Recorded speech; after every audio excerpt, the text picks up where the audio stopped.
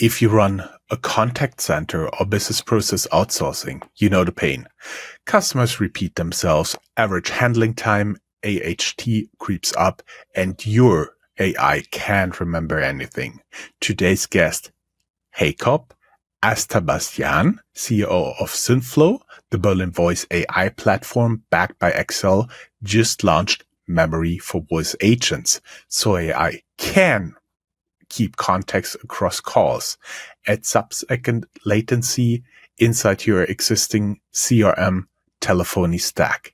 In the next few minutes, you'll unpack how memory turns conversational AI into enterprise infrastructure. So you/costs lift FCR and stop making customers repeat their story.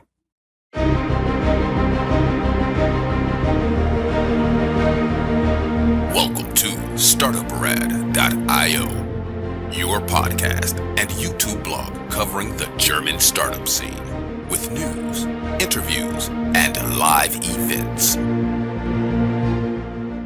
Our guest today is Hakob Astabatsyan, co-founder and CEO of Synthflow, the enterprise voice AI platform out of Berlin that's scaling like few others.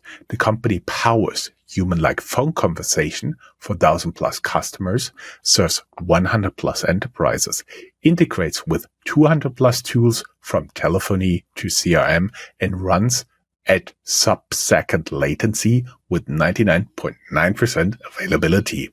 In 2025, Synthflow raised $20 million Series A, led by Excel, cementing its position among the world's top AI agent platforms, recognized by G2 for customer satisfaction, fast implementation, and best ROE, return on investment. Today, we dive into Synthflow's newest capability, memory, the Bell framework.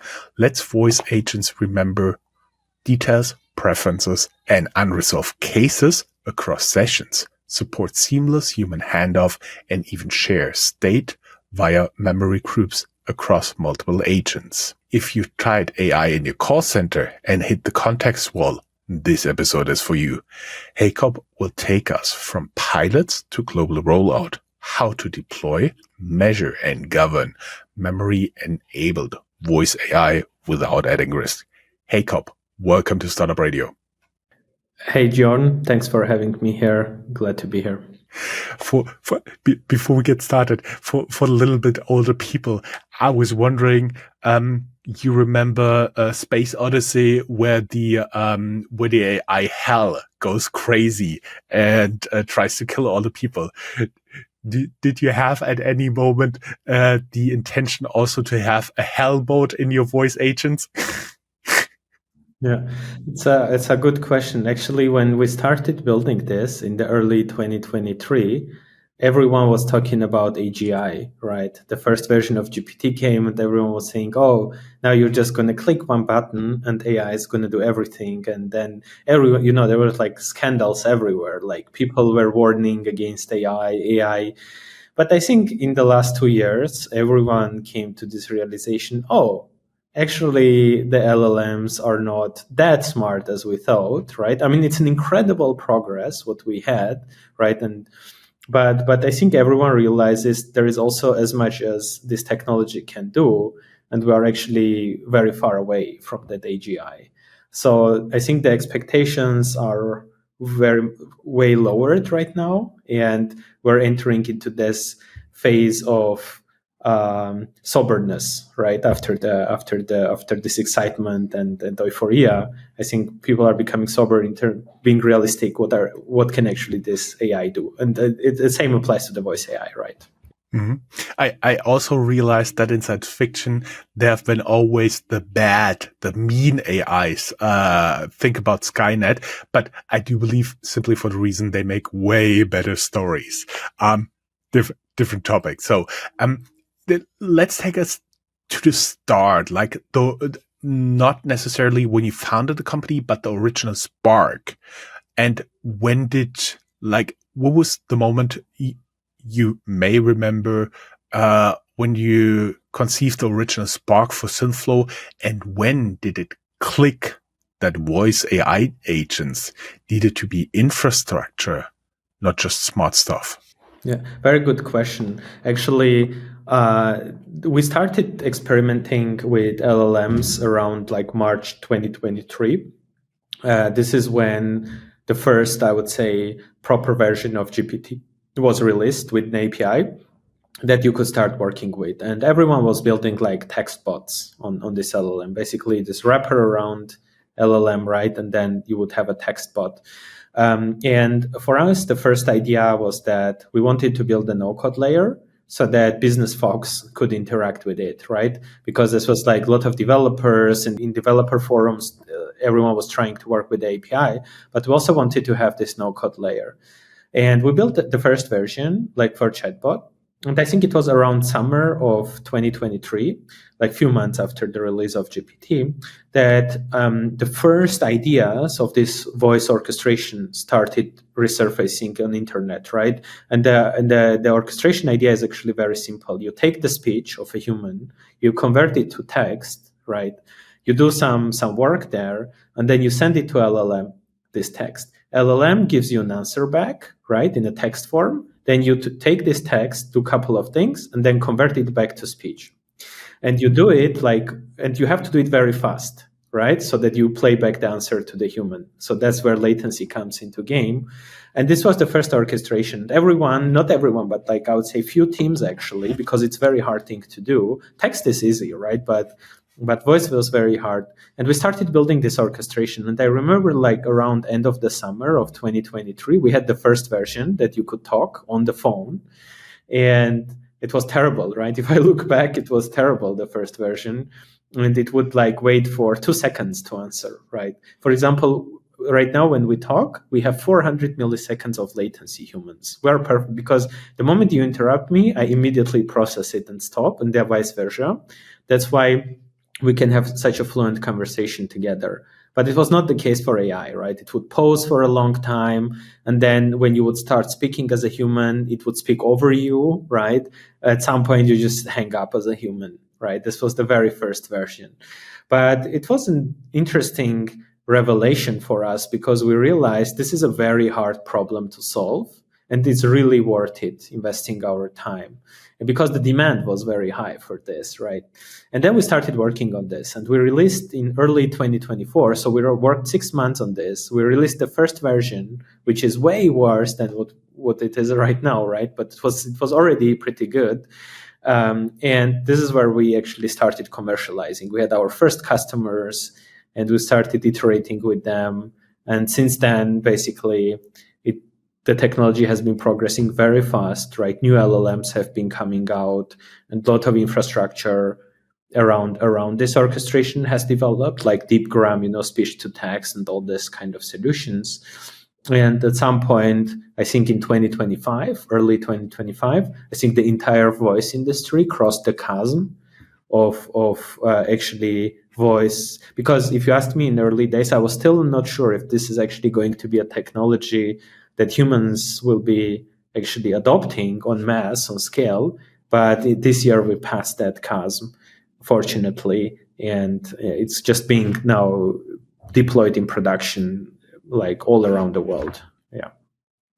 I was also experienced that from a very different perspective. For example, member of a few platforms where you can book voice over talent, and I've realized that the number of requests are going way down, and a few still pop up where you basically hand over your voice until eternity to an AI, which is not necessarily attractive for people who make a living from that.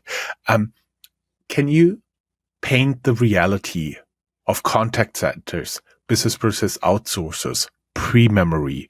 What do AHT, so the average handling time, or the first contact resolution, also called FRC, or the CSAT, customer satisfaction course, and call deflection, typically stall without the persistent contact? So how did it work before your memory introduction? And to all of our audience, yes, we have TLAs, 3-letter acronyms. Yeah. Exactly. Yeah, it's a specific industry with specific acronyms. Look, so I think before LLMs, like the way all these conversations were handled is through IVR trees, right?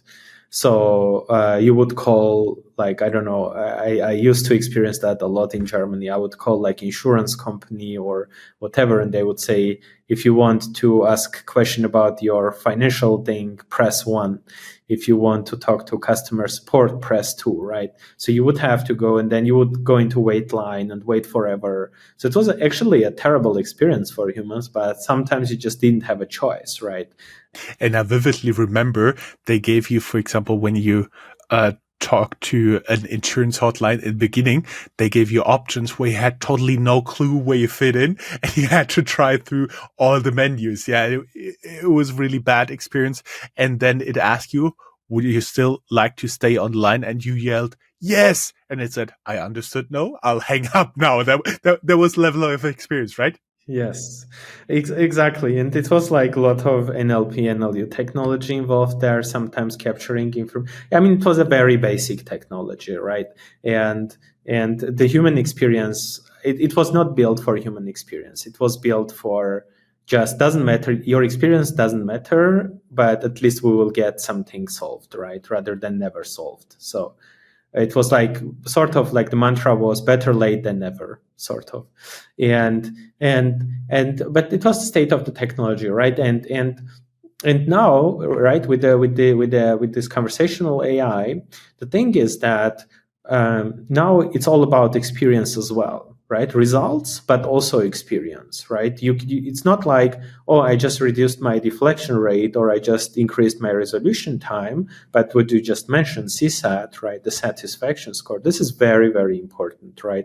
So when we started building Synthflow, actually for us in the beginning, it was all about customer experience. So this is the only thing we cared about, right? Like, how is your experience with AI, right? Are you having a good conversation, right? And that's why, the entire industry tries to build this empathy into AI, right? Better voices. So the early feedback was many voices are robotic, right? And then you try to build more empathetic voice, right? And all these things is all about human experience. Ultimately, it's all about humans here, right? And then the second stage of the technology, when we started working with contact centers, of course, they have to have clear, as you mentioned earlier, ROE, return on investment. And this is where is the second part of the conversation, right? When you have a conversation with voice AI, the first part is the experience, the voice experience. The second part is the RPA, right? This business process automation. Like what is the work that AI does, right? Does it answer your question? Does it route you to a human? Does it send you an SMS with some information? Whatever the job of the AI is, it has to be done, right? Because only that way the contact centers can measure the success. And this is what we measure at the Synthflow. For us, the most important KPI for our customers is that they get their results, ROE, but also the end customer, right? The person on the phone has to have an amazing, great experience, because the entire purpose of this technology is in vain if people don't have a great experience with this. Totally, yeah. Exactly. I was wondering what feedback, what signals, or any other input did you receive from your customers that you had to prioritize this multi-turn memory over adding yet another feature? Because looking back now, it does make sense. But if you do have to make the decision, let's do A, B, C, D, E, how did you decide, and decide based on what? Mm-hmm. So the way we build our product is always based on our customer feedback, right? We talk to our customers and we try to understand what is important for them. That's one. And second, we always try to understand, is it feasible, right? Because as I mentioned earlier, right, when this technology came, everyone was expecting AGI, right? Like general intelligence, and you just click one button and everything gets done. And then I think suddenly everyone woke up to the reality that the context is everything. What is the context, right, of the agentic? Like, where is the data? What does it have to do? And this is for our customers, right? Being like in a B2B context, right? Basically, you can think of Synthflow like an AI contact center, right?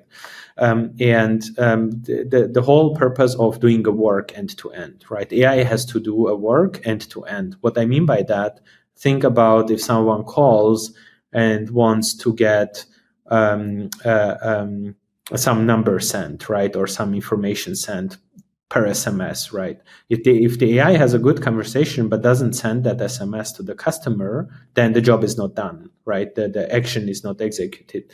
So this is where we started working, right? And you need like memory and you need context, right, for AI to be able to do the job. And for large companies, enterprises, very often it needs that Synthflow agents have to be integrated into their existing tech stack ecosystem, right? Maybe they use one telephony system, right? They have their own CRM and they have whatever they have that agentic AI, Synthflow agents have to interact with, right? So that they can actually resolve customers' problem end to end. Was the key, right? Otherwise, you don't have that ROE we just mentioned. And this was the reason. They're just an interaction layer. They make the data from your customer, meaning their tech stack, their problems, their interaction. They make it feasible. They're just a layer of interacting instead of sitting there and trying to navigate through the systems. Exactly, but it also does. It also navigates, right? So you can think of it like basically it's like a knowledge base, right? Like existing knowledge base, like you connect it to the agents. And when the agent interacts with the customer, it has the information that it needs to answer customers' questions or send information or even capture. Sometimes it's the other way around, right? The agent captures an information from customer and sends it to the CRM, right? To the existing CRM and updates, let's say, the database with the data, right?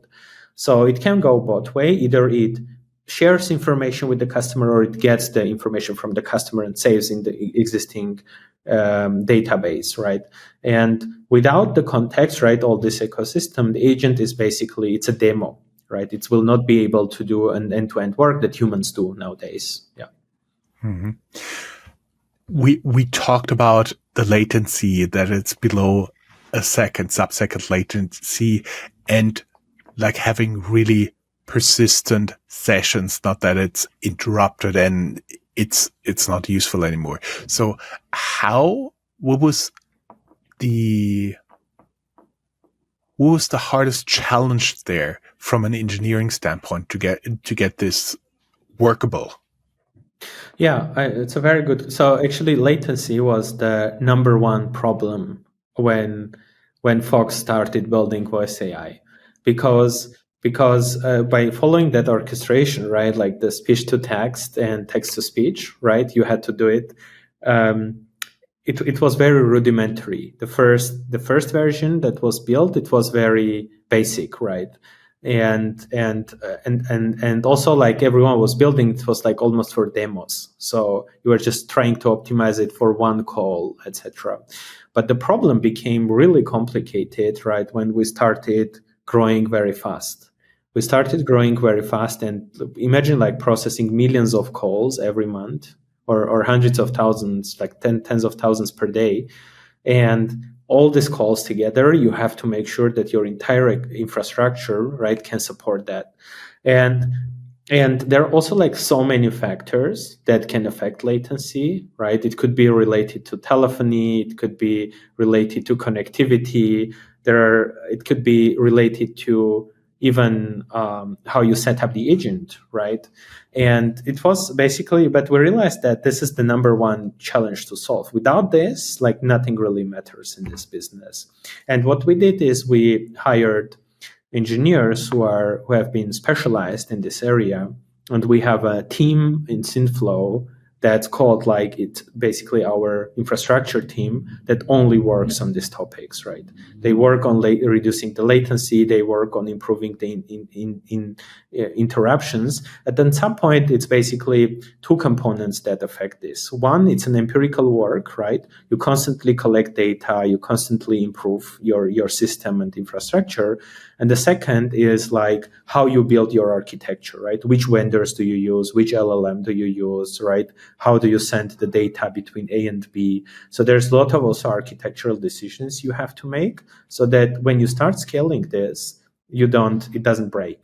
Because everyone that works in voice AI knows how hard it is to ensure reliability when you process millions of calls. I always bring this example. I say it's similar or anecdotal example could be for folks who work at the airport and have to ensure that the planes land safely, right? One like kind of coordinators. And of course, if you do this job well, no one talks about this, right? But if you do one mistake, it's a huge disaster, right? Everyone will, and the stakes are very high in our business as well, right? You can process million calls and it's expected, but let's say 100 calls break, right? Something happens, suddenly people or contact centers panic, right? Because I don't know, there's something about calls that people get really angry when these things don't go through, right? It's not the case with text bots. Sometimes people get frustrated and close it and go, but there's something about calls that people like make huge buzz around this, like they close down operations and this, and that's why like reliability is basically we print it out and put it on the wall at the office for our engineering team in the early days. This is the most important thing we have to solve in the very beginning. Yeah. Did you ever talk to psychologists why it is that voice and calling is so special here?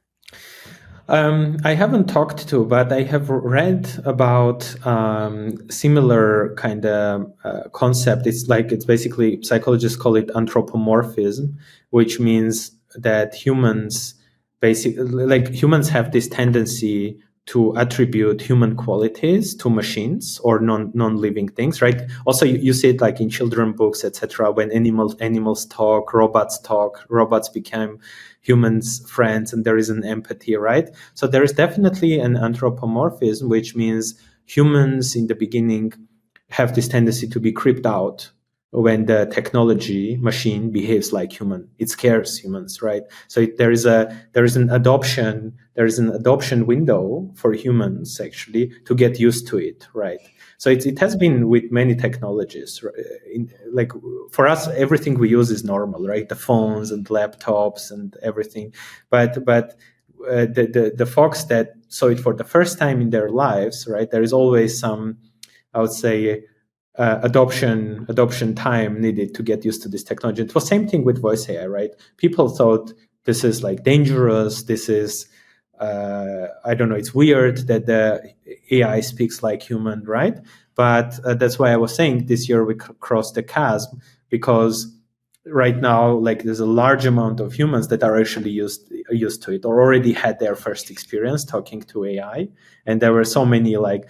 I always bring this example of this movie called Her, right? When Joaquin Phoenix is talking to the AI, right, all the time. It's like a human, and I think humans have also been prepared for this a little bit through popular media, etc. But it's still like in the early days. I remember it was very hard to make certain type of calls. Yeah. Those people who warn about something, I vividly remember that I once read there were doctors recommending not to travel by train because they thought it would be harmful to the human body to move faster than a horse ride. Yes, exactly. Yeah, so we've seen that. Let's be a tiny bit geeky here. Talk about here. What did you try that didn't work when building memory? Prompt-only hacks, external key value stores, native retrieval, augmented generation, and what replaced it? Mm-hmm. Look, so the very first I would say, approach was put everything. So if we go back to the very beginning, right? Even to chatbots, right? So it was the RAG, right? Like you connect a knowledge database, right? But in some situations, in some context, I would say it's for especially in the enterprise situations, each situation was different, right? Each situation was different. Each document was different that you had to reference, right? So there was some complexity involved to make it work for each, especially for the enterprise. And then I think there was a moment where we solved this by having the prompt, right? You have the prompt field, and everything that agent needs to know is within the prompt, the open prompt way, right?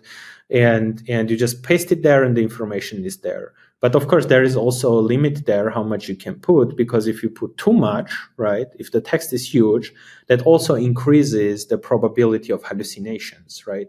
Basically, think about it. The more information you give to AI, there are more paths that the AI can go in the conversation, right? So it increases basically the probability that it can deviate or it can get confused from the main thing that you set the AI to do, right?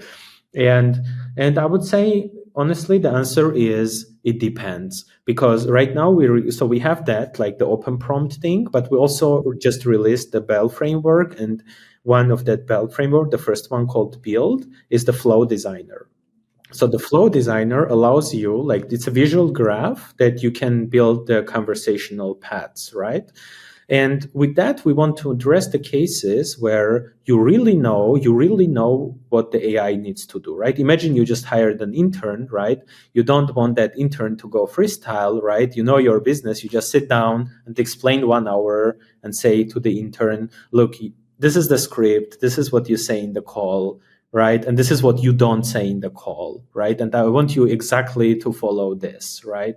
And this is like, and you can create it. The benefit of this, it's very deterministic. It reduces the hallucinations. It puts guardrails into place. And basically AI does the job that it has to do. If for the open prompt version, right, when you basically just paste the same way you prompt GPT, right? You don't build the graphs, but you just prompt it. This is better if you want to keep it more open-ended, the conversation. If you want to keep the conversation more open-ended, right, you can give it some instructions, but you also hope that AI would freestyle a little bit, right? The same way you spend some time with GPT and you just want it to give also creative answers, right?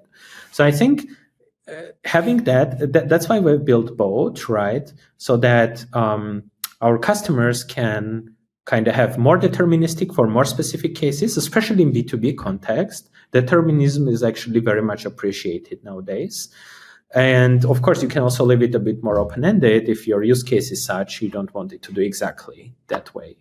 And this is like the spectrum that we leave actually our customers to choose how they kind of create that instructions and memory. Yeah. You just talked about leaving your customers choices. Where do they get burned by AI, or did get burned by AI voice promises, guardrails, evaluation, handoffs, or security, and how do you de-risk them? Yes, that's an excellent question, right? It's basically for enterprises and contact centers in B2B context, right, where ROE is everything. Risk has been the biggest challenge. And basically, think about early days of agentic AI is you build the agent and you hope it will work. You hope it will do what you want it to do, right? It's a hope. You just launch it, and then suddenly you come and see it didn't do what you wanted to do, and then you iterate with it, right? It's very similar when you chat with GPT. You ask a question, it doesn't answer, and you go back and say, "Dear ChatGPT, my question was this and this. Please be very right." You just you push back a couple of times until you get exactly what you need to do, and it was very similar, right? And we said, look, we have to solve this. We can't leave it. We can't leave it to a chance, right? These things, and that's where we started working on Bell framework, which is like build, evaluate, launch and learn.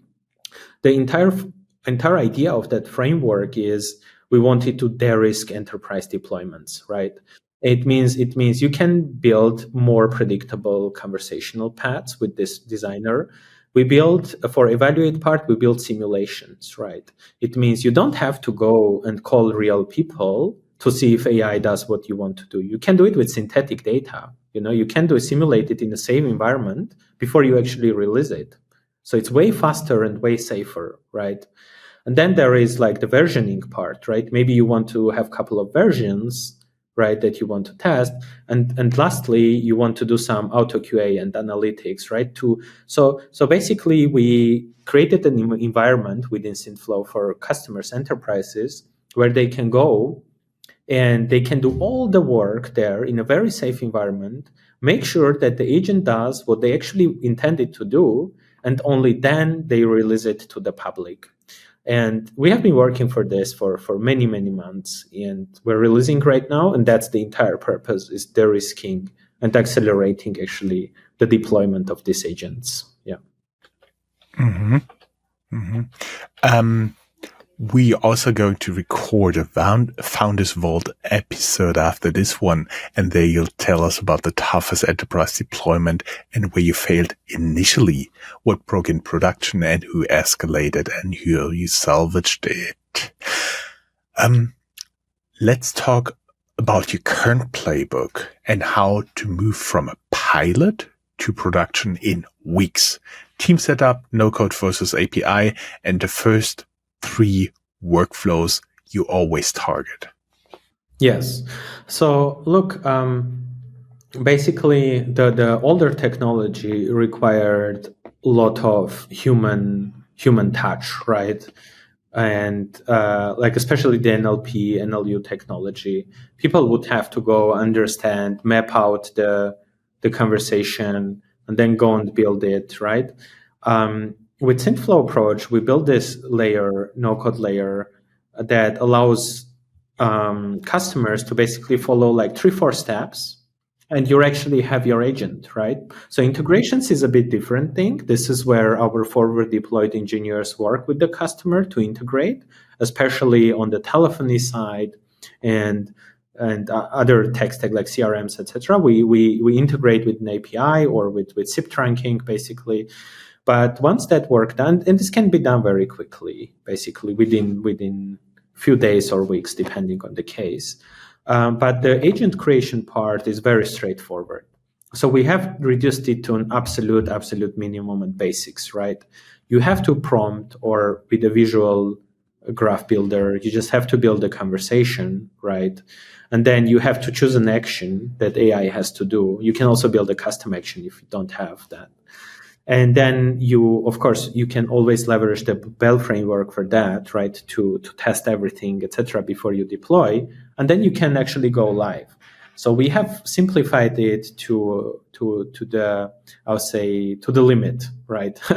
And so it's very easy actually to do, and we continuously building new things around that, so that we take out this, I would say, this complex part from agents, right? So that it becomes almost like a deterministic thing you do. You just go, you build it, and it works, right? That has been the whole idea. And in terms of use cases, right, the most common ones or workflows that we see across the board, we see a lot of transfer case, right, where AI is the first line of defense, and then it weeds out the irrelevant calls, right, and forwards the important ones, which actually reduces the workload with humans.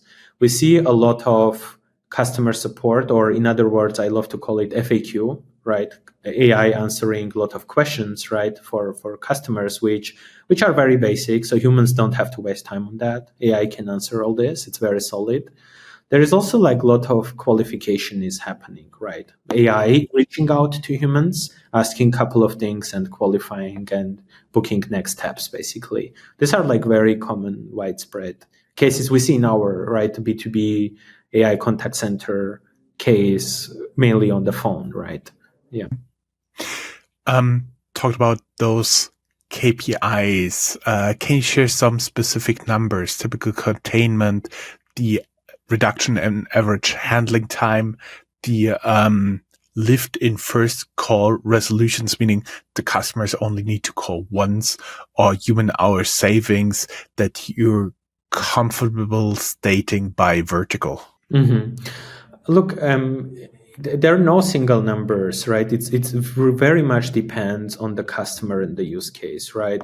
So, for example, we have how complicated the case is, right? For example, we have one customer in healthcare, and they basically benchmark AI with the work that human does today, right? In terms of like deflection rate, right? So, and I don't remember what the exact number was. Let's say 17 or 18%, whatever the number is. Basically, that customer says if AI, even like 1, 2, 3 percentage points better than this, that's already a big win, right? Because humans' time is more valuable than AI's time, right? AI is 24/7, it's cheap. You can just put it there and it can do the work, right? The only reason you wouldn't put AI if it's significantly worse in terms of ROE than humans, right? Then you still justify. But if AI is even slightly better, so for example, in that particular case, they were targeting 20% plus rate, then they went with AI, and the human basically moves one step back and takes important calls that are a bit more complicated. Maybe they are more of an emotional nature, or there is a complicated things that they have to do afterwards, right? So that's what we're seeing, right? In other cases, for example, if someone does an outbound campaign, right, and does like 1,000 calls, even if you get, I don't know, 5, 6 calls answered, it could be a big win, depending what's your case, right? Maybe each call can result in a lead that can result in tens of thousands contracts for you afterwards, right? It's a big win. But maybe you call 1,000 times and everything less than 500 answers is already bad, right? And then in some cases AI works, in some cases it doesn't make sense, right? The ROE. The simplest things to measure are more like, I would say, the cases that I mentioned, right? Let's say the transfer and etc. These things are very easy to measure, and in some cases you see marginal improvement, right? AI is several percentage points better, and it's already a good case, right, to put AI because of the cost savings. But sometimes we also have customers who never had anyone there. So they didn't even have resources, and just putting AI results in 80% improvement in time reduction, for example, right? Like some crazy numbers, because they never had that, right? They didn't have the resource, and now they just put AI and it does something that was never being done. And there you see like very like large numbers as an improvement.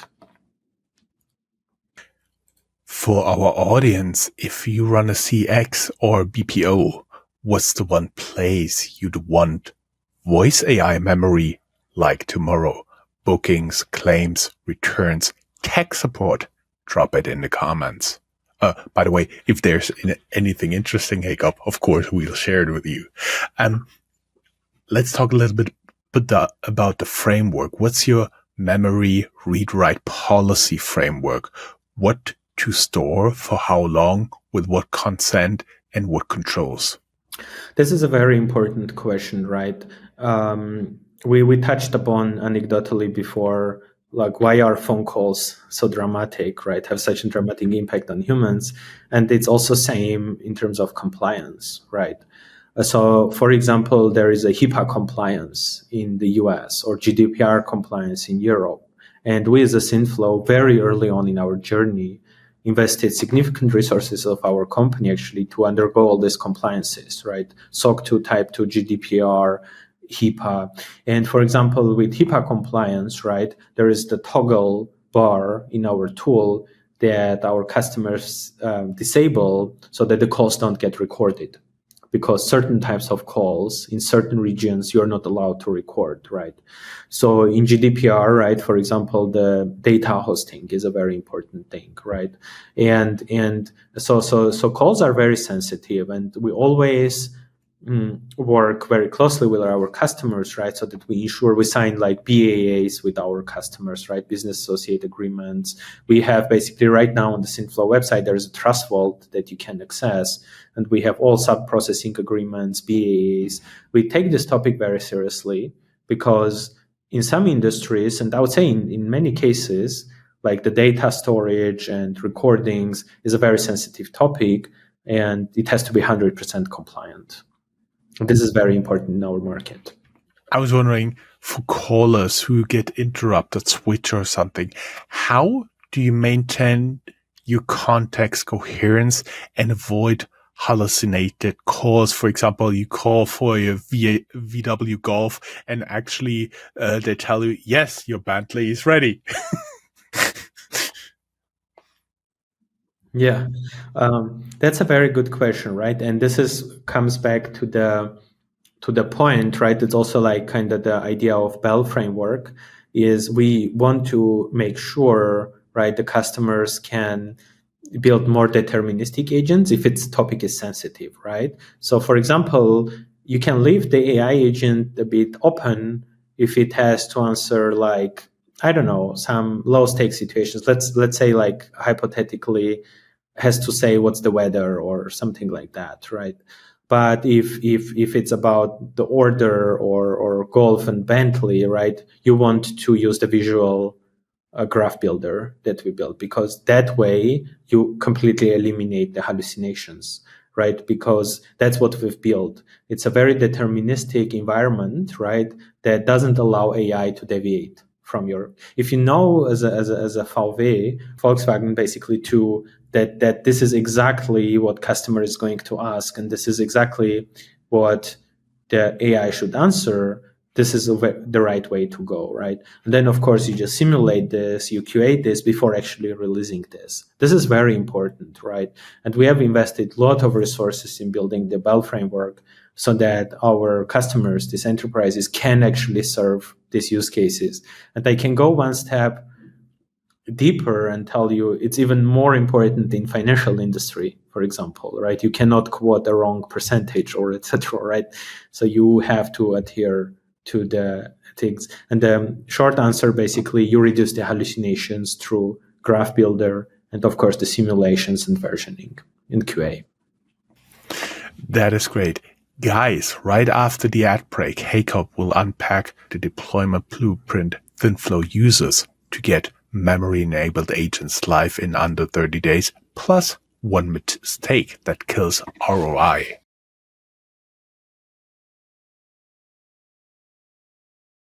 Guys, welcome back after our short ad break. Hakob, can you walk us through the 30-day deployment blueprint from data mapping and integration selection to evaluating metrics and blue-green rollout? Definitely. So the way we work with our customers is in the very first step, we try to understand the use case and the value that the customers seek to get out of this technology, right? Because there is a lot of noise around AI, and we want to make sure that our customers have the right expectations from this technology, and we can actually deliver them in a promised time frame. Once we have done this part, we actually get into a working period with customers where we help them with integrations, right?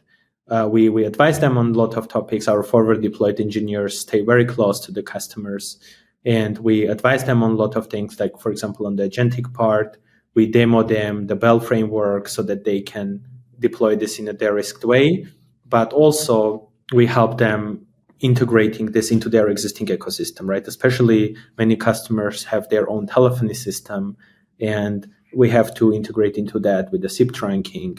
And there are a lot of nitty-gritty details sometimes. And our forward deployed engineers work with them to make that happen. And generally during this period, we do these parts, and the customers would go live and start testing, right? And then they will get their KPIs they want, right? And this would be like a success. But right now with the Bell framework, that's not even needed to go to live. They can even do it like in a more controlled environment, and we even expect to reduce this more, right? But that's generally like roughly how we work with our customers to make sure actually they get out of this technology what they want to. You've been talking about the nitty-gritty details, and that's usually where you win or lose in the startup game. Walk us through growth methodology, Bell framework. How do you scale from one use case to 5? What's the sequence that compounds return on investment? Yes. So I think the very first step for us scaling the business, the first challenge we started facing once we scaled was the volume, the infrastructure, right? Basically, we were a startup of a couple of folks, and then basically in a few months, we started processing millions of calls on the platform. And it was very unexpected. So we had to do a lot of infrastructure investments and expansions to be actually able to process this. And the way we scale this is we generally are very selective in work with whom we work, right? That's why we do this step one. What I mentioned earlier is we always try to understand the customer's expectations from this technology and kind of have the same expectations, right? So that we can actually help customer to get there. But the work on our side is more like consultative and being as a sparring partner for the customer. So it doesn't require large headcount on our side to work with our customers. And we have built the product in a very scalable way, and we continue doing that, right? We released the Bell, but then we also are cooking a couple of very advanced features, which I'll not talk about today, but we are going to release soon in the future. And basically, we'll scale it with the product, right? So there is no like an inherent, I would say, limit to why our platform at this moment, right, cannot process hundreds of millions of calls instead of millions of calls, right? And this is how we want to continue at this moment. Of course, we have to grow our team. It's natural as a company, as we grow and the revenue grows and the usage, we have to build different departments and be better, also offer better service to our customers. But there is no, I would say, like a fundamental blocker to scale this business for us at this moment. I've seen some logic sprawl in such projects. How do you recommend no-code ownership versus ops versus API for engineering? And what governance prevents this logic sprawl? Mm-hmm. Yeah, so I would say, of course, the API gives more flexibility, right? And I would say for smaller cases, right? So we have two, I would say, maybe you can say like two types of customers, that one type would prefer the no code, the other type would prefer the API.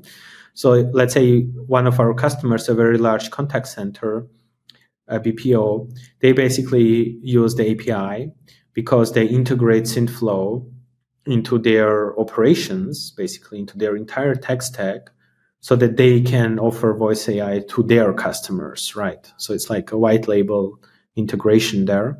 And of course, the API is the way to go there because they want to expand on this massively. But if there is, let's say for smaller customers, right, if you have one particular use case in mind and you want to quickly build this, it's very easy to go and build with the no-code layer you have there, because it's just click, right? And you have the case. But we also have built some sophisticated features there. It's called like multi-tenant, basically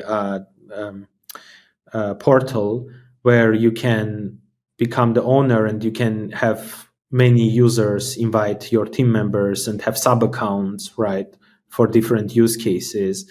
And we have many customers who just chose this way, right? Because it's simpler, it requires less engineering resources, and it's more than enough for their particular case. Yeah. Mm-hmm. You do have some case studies on your website, MedBell, SmartCat. What ingredients made those outcomes work?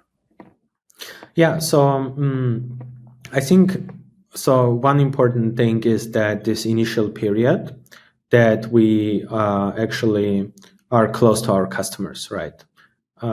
We understand, we set their expectations right, we help them define the outcomes that they want to get. Very often customers know it themselves, but if they don't, they're more explorative. We help them understand that. And once it's done, then the rest is all about the right integrations and the right agentic part, the right agent setup, right? So the agent setup we have simplified to minimum. But there still could be some questions. Do I go with the visual graph builder or do I prompt it myself? But of course, our customer support is always there to answer customers' questions.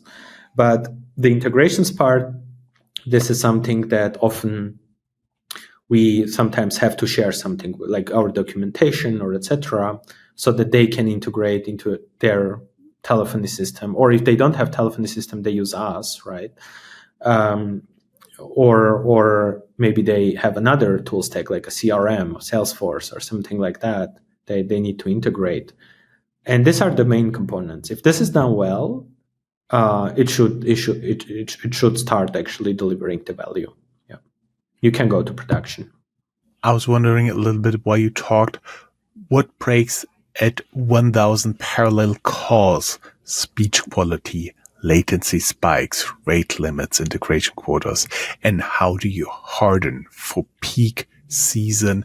I mean, especially if you are into some kind of business that has a rush towards the end of the year, towards Black Friday, e-commerce, Christmas is what I had in mind. How do you prepare for something like that?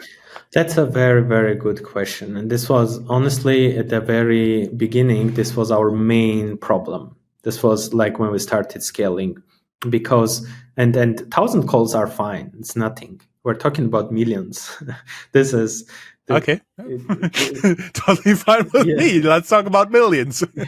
That's where real challenges start happening. And honestly, one of the first challenges we had was the capacity, right? So we had to get more and more like hosting capacity, right? So that we could digest all this processing, right? And so this is one thing. You have to make sure that your infrastructure, right, the cloud and the hosting, it's you already have that capacity. It's set for scale, right? And for us, because we grew so fast, we were not very much prepared in the beginning. We never thought we would go in few months, basically from hundreds to hundreds, thousands, or million calls. And this is was the very first challenge, like architectural challenge, right? So the number of calls per se didn't affect, in our case, like the latency directly. But if something else affected latency, reversely, that would mean that million calls were affected by that, right? So the stakes are becoming very, very high. So you cannot operate as a startup anymore, right? By pushing things and version 1, you don't care if anything broken. So suddenly you have to graduate very, very quickly to actually having a high performing, high reliability, like 999s, 49s, at some point 59 reliability company, which is actually, to be very frank, is a huge challenge, because you just have an engineering team of like 8 people, and now we're like 30 plus, right, engineering team, and you have to professionalize like overnight. And that was like a very big challenge for us, and it's very hard. This is something it even in the era of AI hasn't changed. It takes time to hire your team. It takes time to build your culture. It takes time to have quality people. And that's was a big challenge to get there. So to summarize, basically, one thing is you have to make sure that the architecture is there, but you also have to build a very world-class team, because your business processes, right, your engineering processes are going to affect, right? If you push something to deployment and it affects even like minimally one like latency or etc., it means for million calls at the same time. And then you will have too many fires. You will not be able to extinguish, right? So you have to build a very strong system to ensure that reliability. Yeah. Getting professional, getting a big team very fast, always a challenge. As you said, you can't change it simply by applying AI. In the founders world, you'll share some internal evaluation dashboard used for memory, co-KPIs, guardrails, and so on and so forth. Find the links down here in the show notes to subscribe to our premium offering, the Founders Vault. Just $5 a month. Let us go a little bit from what is now working into the future outlook. What's next for voice-to-voice LLMs, reasoning, and on-device, on-edge, and where does memory evolve, like agent teams, shared state, auto-summaries? So I would say like the near future in terms of like roadmap is clear. Longer than that, it's always hard in AI. It's always like basically, I think humans have been historically terrible at predicting the future, right? I usually say in such cases in our interviews, I know predictions are hard, especially concerning the future, right? But you're here and we'll give it a shot. Yes, no, I'm happy to share. Actually, I am one of the guys who always has an opinion on these things. But humans are generally, and like, for example, everyone 2023 was saying AGI, etc. And now it's like very, very different. So look, so the near future, I think at least for our market, right, for our product, it's all about basically reliability, quality, ensuring outcomes, like deterministic outcomes, right? So that reducing I would say the chance, right? Reducing the chance in the agentic space, right? So that the ROE is evident. And there are many things, right? It's there you build architectural stuff around your infrastructure, but you also build features. And this is the Bell framework, which we will announce very soon. And many similar features, right? You build now, and on the more, I would say, down the road, right, in the future, I think I'm really curious, kind of what's the next step from LLMs, because basically products like Synthflow very much depend on that, right? Like what's next in that, what's next in speech to text. And there is also like the voice to voice model from OpenAI, right? The reason we're not using that because it's like commercially not viable yet. It's very expensive, and it also has more limitations when it comes to actually agent doing tasks, right? The RPA part. So it will be, I think, there soon. So that's one of my predictions is that voice to voice, and the voice to voice is amazing experience, right? And you have many of the problems that you have with the current orchestration, you don't have it with there. So I'm pretty sure this will be also state of the art very soon. I think that's an interesting part. I think we'll see also like huge progress in terms of long format. So right now, AI is very good for shorter conversations, right? And finishing something and doing a job, like, I don't know, 1 minute conversation, customer support, right? But what about 1 hour conversations, right? Because the longer these conversations go, the harder it actually for AI to stay on track. So I think that's an interesting to see like what's on the long format part. And of course, like the complexity of the tasks. The tasks that AI does nowadays are relatively simple or straightforward, right? Like talk, capture something, share something, update something somewhere, right? But going forward, maybe it can like do something end to end, right? Go and book and I don't know, follow and like really complicated tasks, I would say. This is like what I would expect this to develop. However, it's not going to be like an overnight transition. It's going to take a few years at least. Yeah. Not only that people don't shy away from interacting when somebody calls, hey, this is a booking service, and you call a restaurant, right? In 24 months, what percentage of customer calls will AI handle end to end in regulated industries, and what will still require a human? Look, I don't think AI is going to completely replace humans. I keep saying this everywhere, that AI is going to augment humans.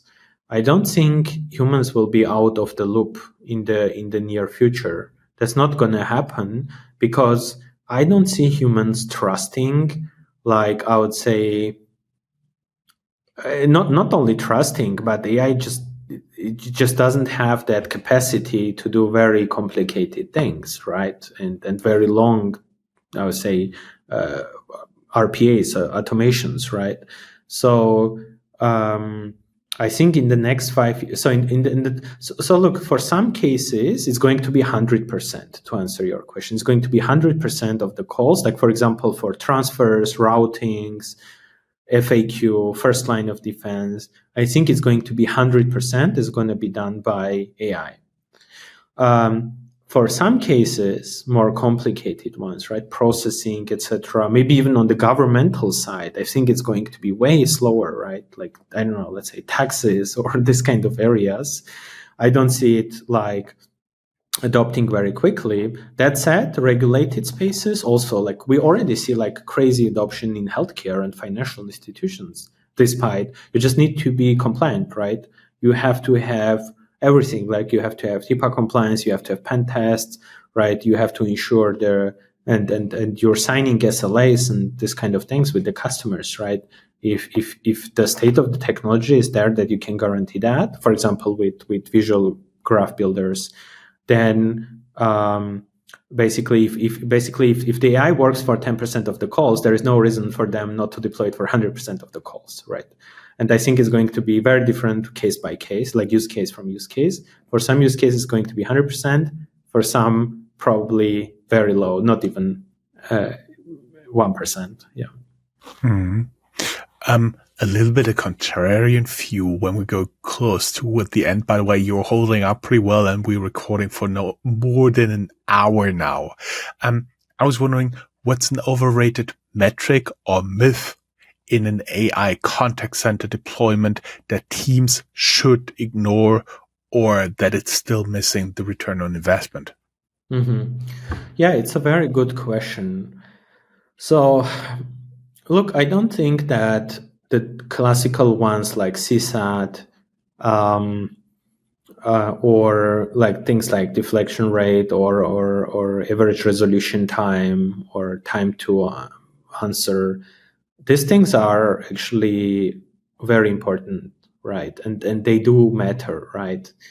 I think one thing that I always look at, but I don't care. So in a sense, is that is the subjective feedback that we get very often. So for example, sometimes people say, "Oh, it was too robotic," and of course, at this stage, it still could be some elements of that. It's an AI, and also I tell to all my customers, like, you have to disclose that it's an AI. It's not built to lie to people that it's human. That's a bad practice, right?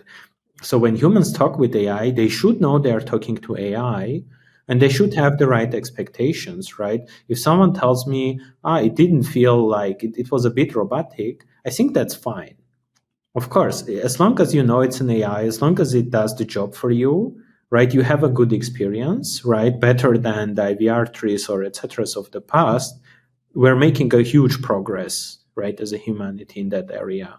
And this is like, for me, I wouldn't care that much about that. We're getting that subjective feedback that it's, because first of all, it doesn't have to be exactly like humans, right? As long as your experience is good, you're talking to AI and your problem is solved on the phone, what's the problem, right? So that's kind of what I look right now. And I'm very, very tolerant in the subjectivity towards AI. And I just think we just need more time as humans to actually get there to say, okay, like this is where we are, right? Yeah. Interesting. Yeah. Bottom line, the slower developing part is not AI, it's the humans in the loop. Yeah. For our audience, I was wondering, should AI remember you across calls if it improves your service? Yes or no? Tell us why in the comments. An advice for founders and CX leaders. What's your 3-step guide here? And can you share some advice for our listeners who are mostly founders and executives from this plan? Yes. So, look, so I would share some advice on a bit like higher level, right? So I think one thing that it's very different right now in the AI era compared to before AI is that it's very stressful.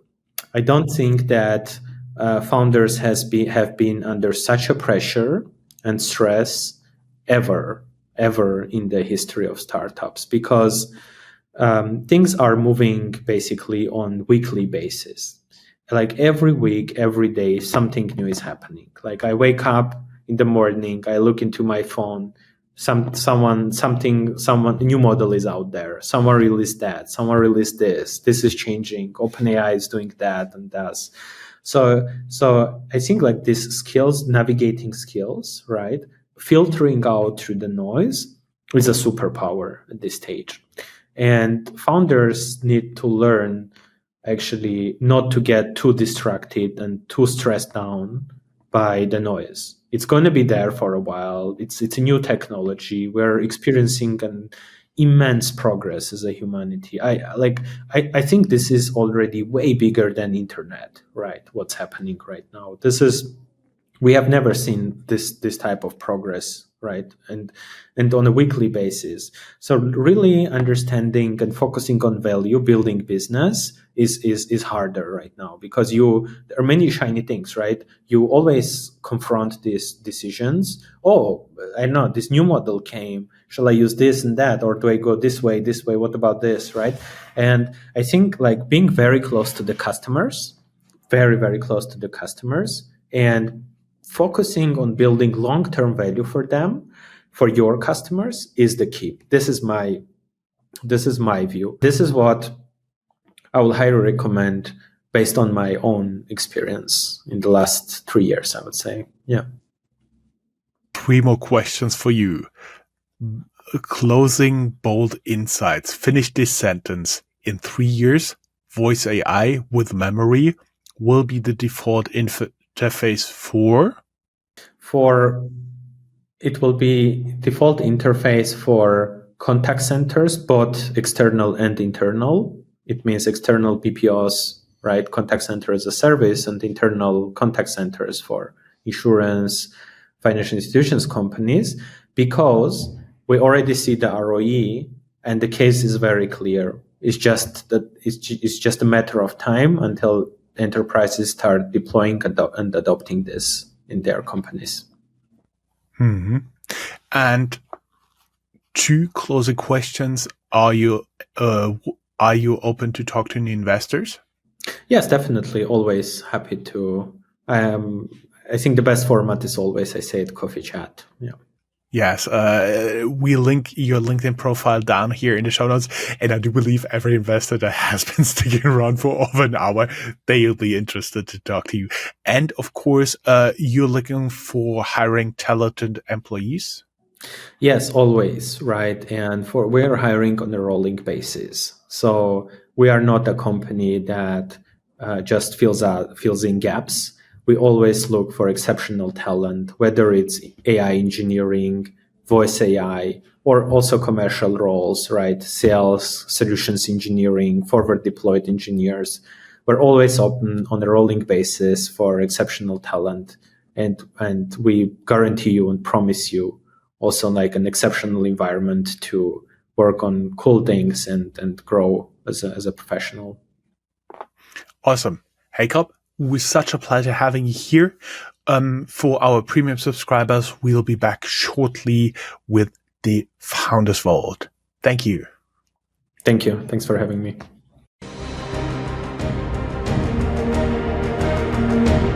That's all, folks. Find more news, streams, events, and interviews at www.startuprad.io. Remember, sharing is caring.